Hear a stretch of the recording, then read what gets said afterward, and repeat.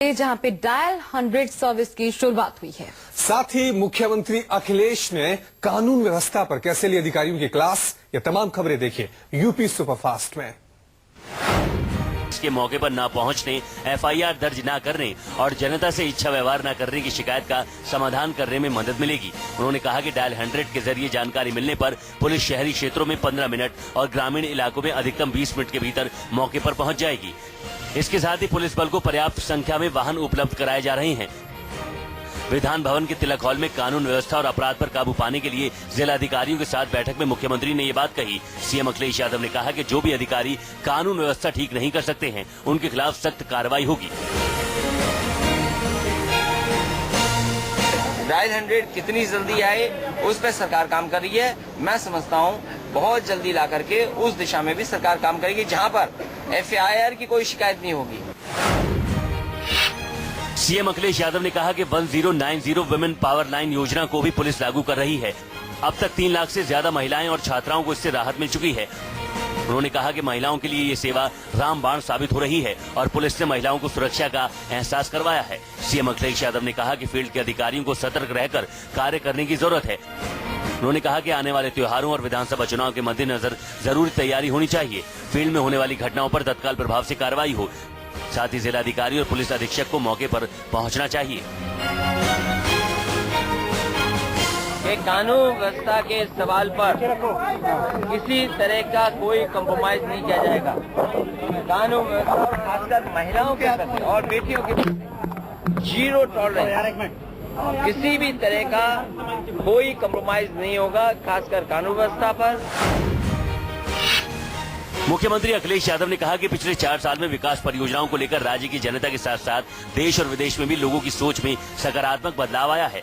समाजवादी सरकार विकास परियोजनाओं को निर्धारित समय से भी कम समय में पूरा करने में सक्षम है। उन्होंने कहा कि शुरुआती दौर में उद्योगपतियों और समाज के सभी वर्गों में ये सोच थी कि समाजवादी सरकार ऐसी परियोजनाओं को क्रियान्वित कर पाने में सक्षम नहीं है, लेकिन अधिकारियों और किसानों के सहयोग से राज्य सरकार ने इस परियोजना को 22 महीने में पूरा करके एक उदाहरण पेश किया है। इस परियोजना के लिए सरकार ने किसानों को 4 गुना मुआवजा देकर उन्हें भी आर्थिक मदद देने का काम किया।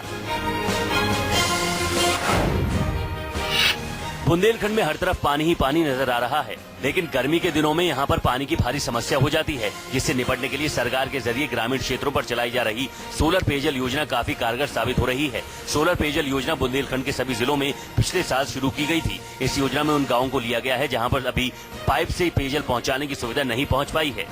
सरकार ने बहुत अच्छा काम किया और सरकार से हम निवेदन करेंगे कि हमारे गांव में 1-2 पंप की व्यवस्था और कर दे। तो उत्तर प्रदेश सरकार ने जो है काम किया तो जिला स्तर से आए, हमने वीडियो साहब से विरोध किया, उन्होंने तुरंत जल्दी प्लान दिया। बांदा जिले में सोलर पेयजल योजना के तहत 58 गाँव में ये सिस्टम लगाया गया है, जो काफी सफल साबित हुआ है।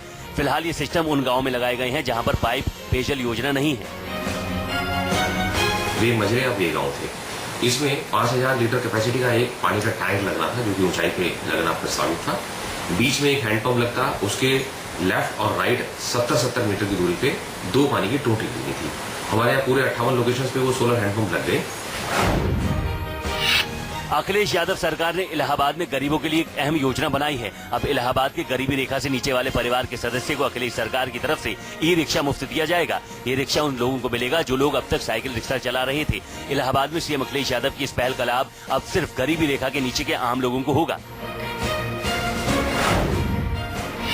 सीएम अखिलेश यादव ने ऐलान किया है कि उनकी सरकार लखनऊ के बाद यूपी के दूसरे महानगरों में भी मेट्रो रेल का जाल बिछाएगी। इससे लोगों को भारी सहूलियत मिलेगी, बढ़ते ट्रैफिक का दबाव कम होगा। उन्होंने विकास कार्यों की समीक्षा करते हुए कहा कि लखनऊ में जिस रफ्तार से मेट्रो का काम हुआ है, वो अपने आप में मिसाल है और अब इस काम को और तेजी से आगे बढ़ाया जाएगा। मुख्यमंत्री ने कहा कि लखनऊ की तरह ही गाजियाबाद में मेट्रो रेल के निर्माण की परियोजना को आगे बढ़ाया जा रहा है। अब कानपुर, वाराणसी और इलाहाबाद समेत कई और नगरों में मेट्रो रेल परियोजना को जमीन पर उतारने की कोशिश शुरू हो चुकी है। उत्तर प्रदेश सरकार ने दूध की कमी को दूर करने के लिए दूध उत्पादन के लिए कामधेनु योजना शुरू की है। कामधेनु योजना के जरिए गाय की डेयरियां खोली गई हैं, जिसमें गाय का शुद्ध ताजा दूध मिलता है। अखिलेश सरकार ने प्रदेश में गाय के दूध को बढ़ावा देने के लिए कामधेनु योजना के तहत 3 प्रकार की योजनाएं शुरू की हैं। इसमें 100 गाय की दूध की डेयरी खोली गई है, जिसमें 1 करोड़ 21 लाख की योजना है, जबकि दूसरी 50 गाय और 25 गायों की योजना है, जिसमें 75% का बैंक से लोन कराया जाता है और बाकी 25% पूंजी लोगों को खुद लगानी होती है। प्रदेश में अच्छे नस्ल के जो दुधारू गाय और भैंसे हैं उनको लाना, और दूसरा लक्ष्य है कि दुग्ध का उत्पादन जो प्रदेश में है उसको निरंतर बढ़ाने का प्रयास करना है। इस संदर्भ में जो राज्य सरकार है उसकी 3 स्कीम्स चल रही हैं इस समय। एक कामधेनु योजना है, एक मिनी कामधेनु योजना है और एक माइक्रो कामधेनु योजना है।